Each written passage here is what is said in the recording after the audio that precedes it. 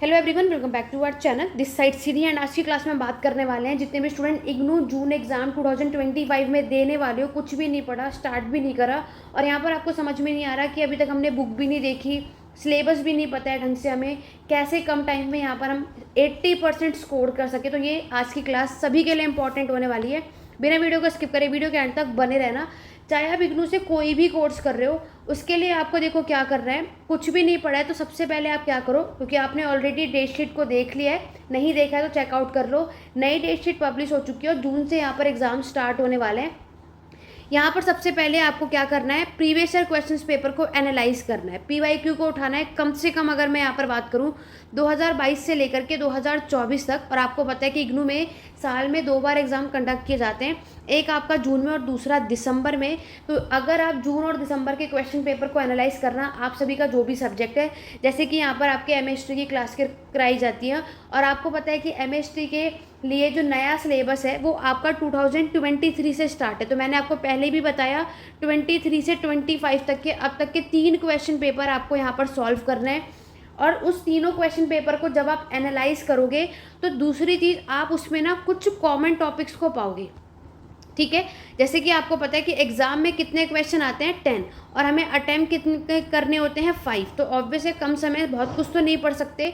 तो अभी आपको क्या करना है कि आपको इन तीनों सारे क्वेश्चन पेपर को एनालाइज करके उन 5 टॉपिक को सर्च करना है जो रिपीट होते हैं और हर बार आता है, आपको उन्हें पढ़कर जाना है। डेफिनेटली है कि जून में भी वहीं से आएगा। तीसरी बात, जो भी आप लोग पढ़ोगे उसका एक शॉर्ट नोट को प्रिपेयर कर लो, ताकि आप सिर्फ अपने एग्जाम के टाइम में शॉर्ट नोट रिवाइज करके जा सको, क्योंकि अब हमारे पास इतना टाइम नहीं है कि हम दोबारा से उसको पढ़ेंगे और सब कुछ कवर कर सकें। हिस्ट्री के लिए नोट्स, क्लासेस सब कुछ अवेलेबल है। व्हाट्सएप पे कांटेक्ट करके आप लोग यहाँ पर परचेज भी कर सकते हो क्लासेस और नोट्स के लिए। अदरवाइज आप लोग एक शॉर्ट नोट को तैयार करो, कॉमन टॉपिक सिर्फ पढ़कर चले जाओ, जो आपको इस प्रीवियस ईयर क्वेश्चन पेपर में एनालाइज करने के बाद आप लोगों को समझ में आया। आपका जो भी सब्जेक्ट होगा वो, उससे बार आपका एग्ज़ाम जाएगा नहीं। अगर आप उतना पढ़कर चले गए तो अभी भी आपने कुछ नहीं पढ़ा। और सबसे पहले तो अपना सिलेबस को चेकआउट कर लेना। थोड़ा सा आपको 15 से 20 मिनट, ज़्यादा आधा घंटा एनालाइज कर लोगे ना अपने हर एक सब्जेक्ट का, तो आप लोगों को समझ में आ जाएगा हर एक सब्जेक्ट में। क्योंकि आपको पता है आप सभी का जो एग्ज़ाम होता है वो 100 मार्क्स का होता है, और पासिंग मार्क्स मास्टर के लेवल पे कर रहे होगे तो 40 मार्क्स होता है। तो 40 मार्क्स तो हमें अपने एग्जाम में डेफिनेटली लेकर ही आना है।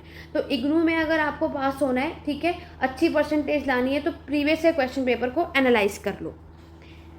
तो ये एक इम्पॉर्टेंट चीज़ें हो गई। अब आगे अगर हम बात करें, ये सारी चीज़ें करने के बाद आपको सबसे पहले तो ना सिलेबस को एनालाइज कर लोगे, और फिर आप जब प्रीवियस ईयर क्वेश्चन पेपर, जैसे मैंने आपको बताया 2022, 23 और 24, यानी 3 साल, मतलब आपके हो गए total 6 question paper MA history का छोड़कर। क्योंकि एमए हिस्ट्री का जब आप एनालाइज करोगे तो नया सिलेबस है आप सभी का, मैंने आपको बताया ही। तो आपको 3 क्वेश्चन पेपर एनालाइज करना है, और तीनों क्वेश्चन पेपर को एनालाइज करने के बाद उसमें से जो कॉमन चैप्टर है आपको डेफिनेटली मिल जाएंगे। तो 5 से 6 टॉपिक वो पढ़ लो, क्योंकि अब लास्ट मिनट में हम ज़्यादा नहीं कवर कर सकते। ठीक है, तो और बाकी मैंने आपको एमएसटी वाले स्टूडेंट को इंपॉर्टेंट क्वेश्चंस और टॉपिक सब कुछ बता दिया। चैनल पर जाके चेकआउट कर लो, प्लेलिस्ट आपको मिल जाएगी। लेकिन जितने भी लोग अदर सब्जेक्ट के हैं, तो आपको उन, जब ये सारे 6 आप क्वेश्चन पेपर को एनालाइज करोगे तो उसमें आपको कम से कम क्या करना है, 6 जो टॉपिक्स है ना उसको निकालना है। जैसे 10 क्वेश्चन में से 6 टॉपिक्स आपको निकालने हैं, और वो आपको आपके एग्ज़ाम के लिए प्रिपेयर करना है। That's it. सब कुछ पढ़कर नहीं जाना है, क्योंकि अब हमारे पास एग्ज़ाम में इतना टाइम नहीं है कि हम पूरे सब कुछ कवर करके जा सकें। आपको उसमें से क्या करना है, अब क्या है कि अब जब अपने आंसर राइटिंग की प्रिपरेशन करोगे तो बात आती है, जैसे कि आप सभी को पता है कि एक चीज़ याद रखना कि इग्नू के जो आपके एग्ज़ाम में कभी भी एक्स्ट्रा शीट प्रोवाइड नहीं की जाती। आपको सिर्फ एक ही शीट मिलेगी। आपको अपनी जो आंसर राइटिंग है वो एक ही शीट में कवर अप करना होता है। उस एक ही शीट में अप्रॉक्सली अगर हम देखेंगे 26 से 27 पेजेस आपको उसमें देखने को मिलते हैं, वो भी आगे पीछे करके। ठीक है, ऐसा नहीं है कि सिंगल पेजेस में, आगे पीछे करके आप उसको यहाँ पर देखते हो। जब आगे पीछे करके 26 से 27 पेजेस में आपको करना है, और आपको पता है 5 क्वेश्चन हमें अटैम्प्ट करना है। अगर 20 मार्क्स का क्वेश्चन अटैम्प्ट कर रहे हो तो आपको अपनी आंसर राइटिंग 5 पेजेस में कंप्लीट करनी है। 10 मार्क्स का अटैम्प्ट कर रहे हो तो आपको अपनी आंसर राइटिंग 3 पेजेस के अंदर कंप्लीट करनी है, जो कि मैंने आपको ऑलरेडी हर एक क्लास में पहले भी ये चीज़ें बताई थी। ठीक है। तो आप जब अपने नोट्स को तैयार करें या किसी भी टॉपिक को यहाँ पर जब आप पढ़ रहे हो एनालाइज करने के बाद, तो आपको इतना समझ लेना है कि आप उस टॉपिक को 5 पेजेस में सॉल्व कर सके। 5 पेजेस भी आगे और पीछे करके काउंट में कर रही हूँ। ऐसा नहीं है जैसे आप में से क्या करते हैं, जैसे ये एक पेज है तो इसका फ्रंट और इसका जो बैक है ये 2 पेजेस होते हैं। इस तरीके से आपको अपने नोट्स को तैयार करना है कि हम अपने आंसर राइटिंग यहाँ पर कर सकें। दूसरी चीज़ याद रखना, आपको पूरा आंसर याद करने की बिल्कुल भी ज़रूरत नहीं है। आपको सिर्फ क्या करना है, उस टॉपिक का जो मेन जो पॉइंट्स हैं वो लर्न करना है आपको। जैसे कि टाइम पीरियड याद होने चाहिए, हिस्टोरियंस के नेम है तो वो याद कर लो, कोई टेबल हुआ या स्कॉलर्स के नेम हुए, क्योंकि वो आपके सब्जेक्ट पे मैटर करता है। इंग्लिश है, पॉलिटिकल साइंस है, हिस्ट्री है, सोशियोलॉजी है, हिंदी है, वो आप पर मैटर करता है। तो आपको क्या करना है, टाइम पीरियड, हिस्टोरियंस और कोई बुक्स हो, वो सारी चीज़ें, तो वो सारी चीज़ें याद करने पे ज़्यादा ध्यान देना जब आप अपने आंसर राइटिंग को करो। बाकी की जो स्टोरीज़ है वो आप लोग ऑलरेडी कोई भी आपका जो भी सब्जेक्ट है उसके अकॉर्डिंग किसी की भी क्लासेस सुन सकते हो, ठीक है। हिस्ट्री के तो यहाँ पे हमारे चैनल पर है ही, मैराथन सेशन देख सकते हो, क्लासेस देख सकते हो, नोट्स पढ़ सकते हो। लेकिन आपको अभी जो याद करना है, जैसे मान लो आप में से कई ऐसे होंगे जो इस वीडियो को एग्जाम से 2 दिन पहले देख रहे होंगे। अब आपको समझ में नहीं आ रहा है मैम कैसे करें, अभी तो हमने कुछ पढ़ा भी नहीं, समझ भी नहीं आ रहा। तो आपको क्या करना है, सब कुछ नहीं करना, अभी भी आपके पास 2 दिन का टाइम है, बहुत होता है एग्जाम को भी क्रैक करने के लिए। जब आप क्वेश्चन पेपर को एनालाइज कर लोगे, आपने अपने सामने 6 टॉपिक को मेंशन कर लिया कि मुझे अब ये 6 टॉपिक्स को करना है, क्योंकि ये सबसे ज़्यादा रिपीट हुए हैं। तो जब आप उसको सॉल्व करने बैठोगे तो उसके भी शॉर्ट नोट जब आप बनाओगे तो हमें सिर्फ इंपॉर्टेंट चीज़ें अपनी आंसर राइटिंग में लिखना है, ताकि वो आंसर राइटिंग में डेफिनेटली उन चीज़ों का यूज़ करो आप। और नेक्स्टली अच्छा अगर आप देखो, क्योंकि आपको पता है कोई भी टीचर पूरे कंप्लीटली आंसर राइटिंग को नहीं रीड करता, क्योंकि किसी के पास इतना टाइम नहीं होता। तो अगर आपने, तो उसके लिए आपको क्या करना है, सबसे इंपॉर्टेंट चीज़ अगर मैं आपको बता दूं तो यहाँ पर याद रखना वो होता है आपका सबसे पहले, जो कि मैं अपने पेड क्लासेस के मेंबर हो, यूट्यूब सेशन हो, कहीं भी हो, हर एक चीज़ मैं आपको बताती हूँ। आपको अपने आंसर राइटिंग में अंडरलाइन ज़रूर करना है। जितने भी इंपॉर्टेंट चीज़ों कोशिश करो आंसर राइटिंग लिखते वक्त उसमें अंडरलाइन ज़रूर करो।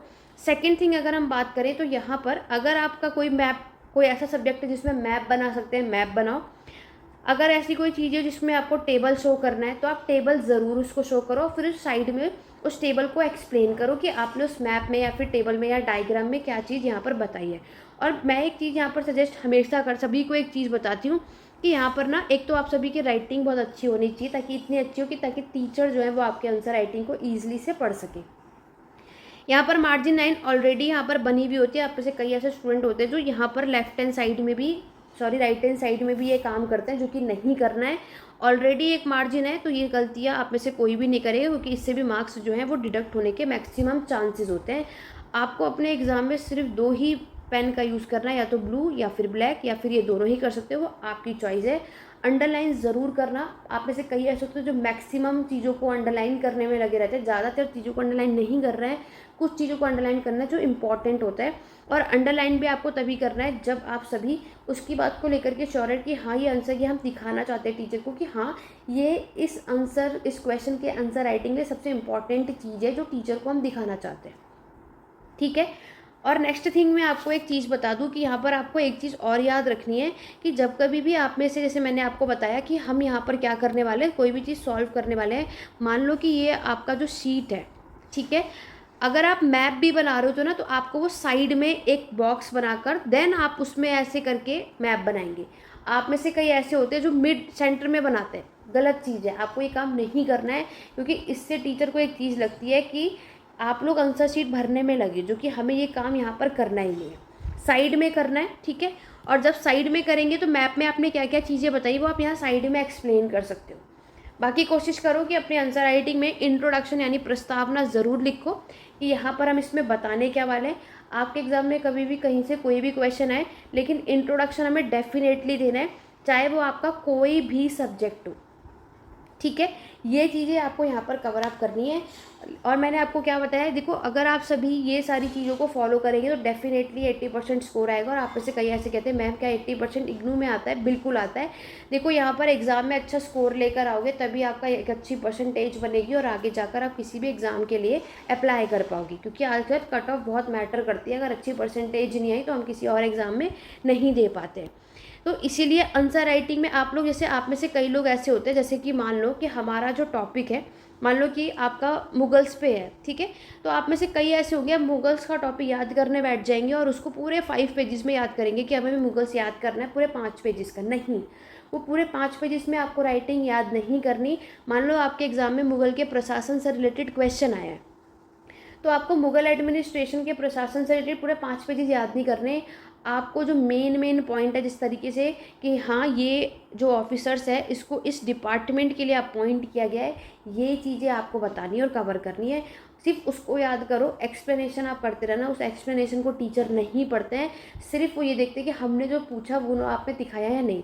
अब आप में से कई सारे स्टूडेंट का ये डाउट रहता है कि मैम क्या हम अपने आंसर राइटिंग को पैराग्राफ में लिखें, वो ज़्यादा बेटर होता है अच्छा स्कोर के लिए, या फिर पॉइंट में लिखें, है ना। आप में से कई सारे लोगों का ये भी डाउट होता है।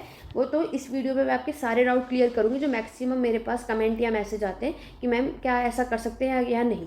पहला डाउट तो यही है कि आपको एक्स्ट्रा शीट मिलती है या नहीं, तो बिल्कुल नहीं मिलती। एक ही शीट प्रोवाइड होगी, उसी में आपको आंसर पूरा कंप्लीट करना है। ऐसा ना हो कि आप एक्स्ट्रा लिखो। मैं पहले भी कई बार बता चुकी हूँ, 20 मार्क्स का क्वेश्चन है, 5 पेजेस से ज़्यादा मत लिखना। आप लोग कई ये सोचते हो कि 6 पेजेस पे लिखेंगे तो ज़्यादा मार्क्स आएगा, बिल्कुल भी नहीं, मार्क्स तब भी कम आते हैं।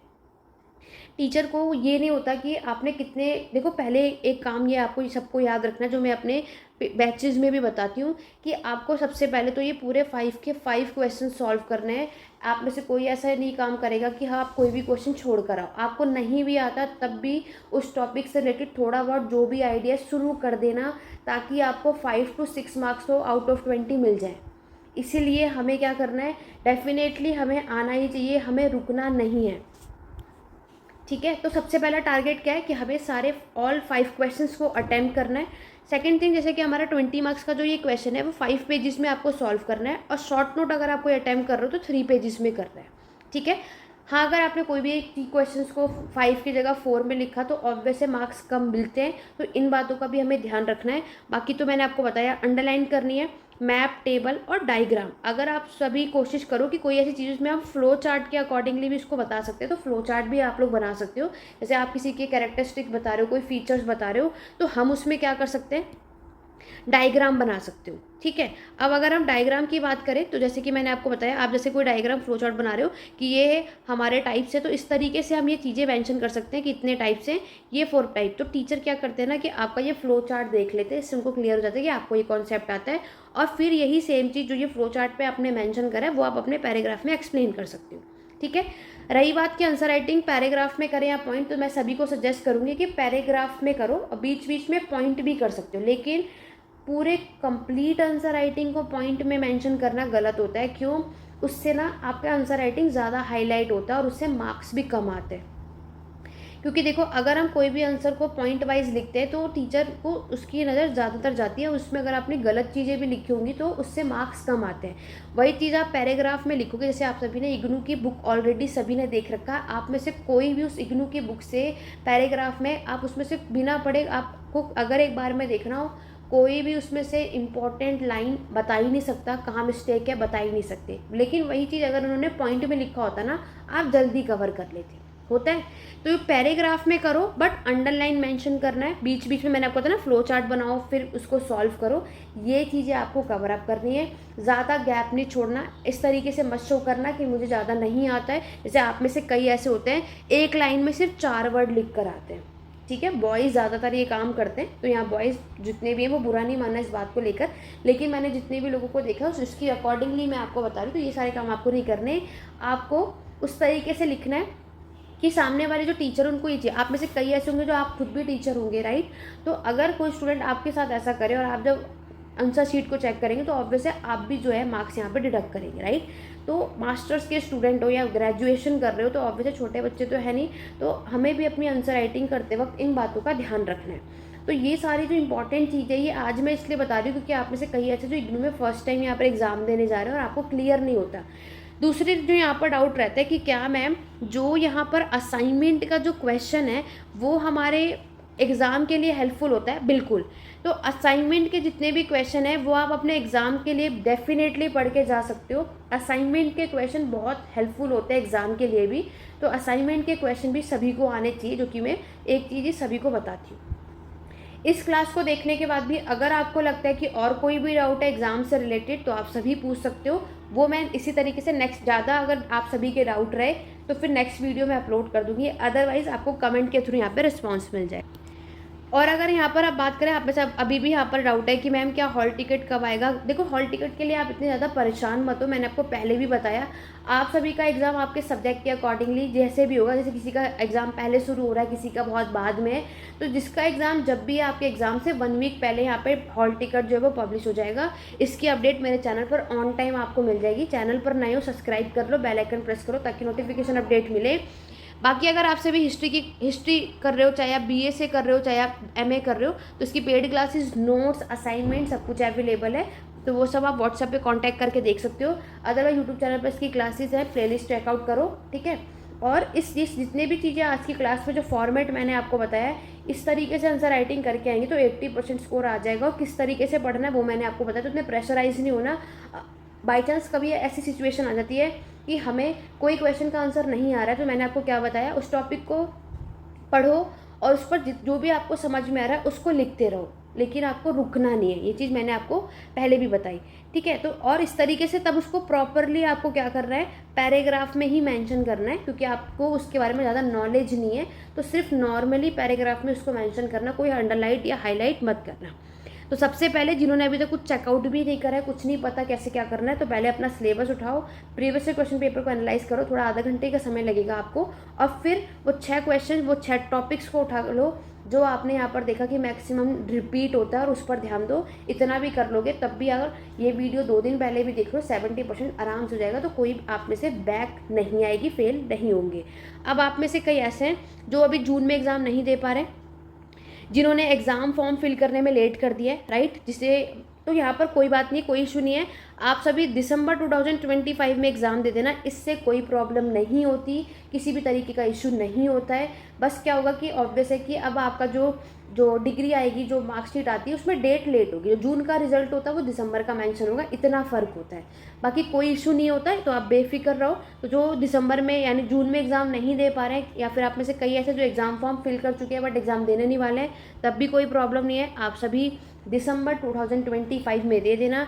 इससे रिलेटेड सारी अपडेट जब भी होगा, एग्ज़ाम फॉर्म, आपका डेट शीट, ये सारी चीज़ें, उसका अपडेट भी मेरे चैनल पे मिलेगा। सब्सक्राइब कर लो, इस वीडियो को जितना ज़्यादा हो सके उतना ज़्यादा शेयर करो अपने हर स्टडी ग्रुप में, ताकि मैक्सिमम लोगों की हेल्प हो सके, राइट। तो यहाँ पर आपको क्लियर हो गया कि कुछ नहीं पढ़ा तो कैसे पढ़ना है। एक बात याद रखना, टॉपिक यहाँ पर जो क्वेश्चन उठाओगे ना, क्वेश्चन नहीं, टॉपिक्स उठाने हैं, ठीक है, क्योंकि क्वेश्चन वो चेंज होते रहते, बात वही होती है, कॉन्सेप्ट चेंज होता रहता है, तो उस पर नहीं ध्यान देना। क्योंकि आप में से बहुत लोग ना क्वेश्चन पे भागते हो। मान लो एक ही चैप्टर है रोमन का, लेकिन सब उसमें अलग अलग चीज़ों पे भागोगे। तो हमारा मेन फोकस क्या है, रोमन पर होना चाहिए कि रोमन साम्राज्य का कॉन्सेप्ट मुझे आना चाहिए, ये चीज़ हमारे एग्जाम में आएगा। इसी तरीके से आपका जो भी अदर सब्जेक्ट है उसके पर्सपेक्टिव से भी ये मैं यहाँ पर ये चीज़ें बता रही हूँ। देखो, आज की क्लास करना ही इसलिए इंपॉर्टेंट था क्योंकि बहुत सारे डाउट थे। आप में से बहुत सारे लोग टेंस भी थे एग्जाम को लेकर के। आशा करती हूँ इस वीडियो के थ्रू बहुत सारे डाउट जो है वो आपके क्लियर हो चुके हैं। आपके एग्ज़ाम फॉर्म में और आपका जब एग्ज़ाम देने जाओगे तो उसका जो आंसर शीट है उसका फ्रंट पेज को कैसे फिल करना है, इसकी वीडियो मैं अपलोड कर चुकी हूँ। शॉर्ट वीडियो में जाकर के चेकआउट कर लो, नहीं तो लिंक मैं कमेंट बॉक्स में है, वहाँ पे से आके भी देखोगे तो भी आपको मिल जाएगा। तो फ्रंट पेज को बहुत सही तरीके से फिल करना, नहीं तो रिजल्ट आने में इशू हो जाता है। और नेक्स्ट रहता है कि मैम जून में एग्ज़ाम देंगे तो रिज़ल्ट कब आएगा, तो रिज़ल्ट आपका जुलाई अगस्त में आपको देखने को मिल जाएगा, ठीक है। वो सारी अपडेट आपको एग्जाम के बाद मेरे चैनल पर मिल जाएगी। आशा करती हूँ आज की वीडियो हेल्पफुल रही होगी। बाकी जिसको भी पेड क्लासेस, नोट्स, असाइनमेंट चाहिए व्हाट्सएप पे कांटेक्ट कर सकते हैं। बाकी के टेलीग्राम चैनल, व्हाट्सएप ग्रुप यहाँ पर है, इग्नू का बनाया हुआ है, डिस्क्रिप्शन में सबके लिंक है सारे सोशल मीडिया के, उसको ज्वाइन कर लो। आशा करती हूँ आज की क्लास हेल्पफुल रही होगी। वीडियो पसंद आई तो लाइक शेयर करना बिल्कुल भी मत भूलिएगा। आज की क्लास को यहीं एंड करते हैं, मिलेंगे नेक्स्ट वीडियो में। Thank you for watching.